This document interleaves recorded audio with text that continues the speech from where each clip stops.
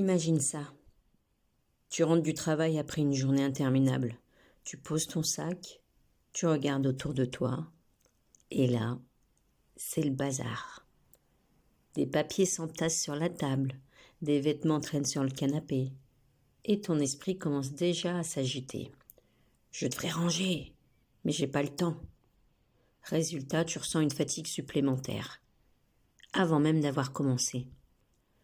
Aujourd'hui, je vais te montrer comment désencombrer sans stress, même si tu as très peu de temps. Et tu verras, ce n'est pas une question de volonté, mais de méthode. La partie 1, je vais t'expliquer pourquoi le bazar épuise quand on manque de temps. Par exemple, Julie, 38 ans, 2 enfants, un travail prenant. Tous les soirs, elle passe devant un tas de papiers à trier dans l'entrée. Elle ne les range pas, mais rien que le fait de les voir chaque jour lui coûte de l'énergie mentale. C'est ce qu'on appelle la charge cognitive en psychologie. Chaque objet en désordre devient un appel silencieux de ce qu'il reste à faire. Résultat, on a l'impression de manquer de temps, alors que c'est surtout notre cerveau qui est saturé. Dans la partie 2, je te parle de la méthode des micro-actions, c'est-à-dire démarrer petit. Plutôt que de ranger la cuisine, prends 2 minutes pour vider seulement l'évier, ou choisis un tiroir et rien d'autre. Ici, le secret, c'est de découper la tâche en morceaux tellement petits qu'ils deviennent impossibles à refuser. C'est exactement le principe utilisé en coaching de productivité.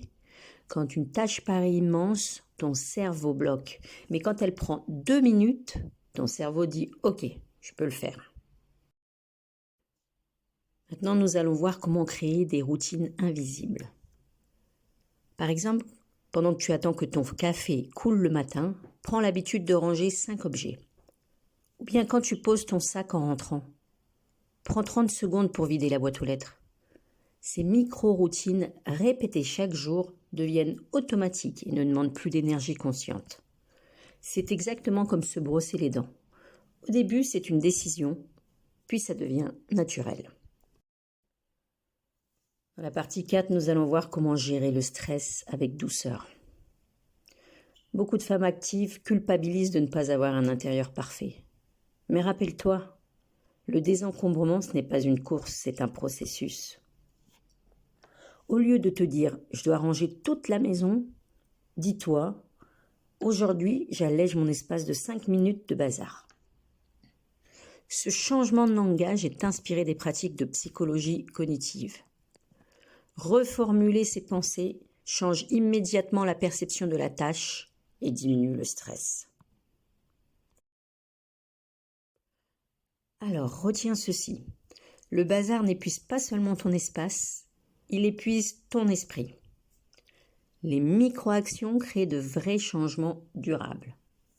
Et chaque petit pas compte, même 2 minutes par jour. Si cette vidéo t'a aidé, abonne-toi pour recevoir d'autres conseils pratiques de minimalisme, d'organisation et de bien-être mental.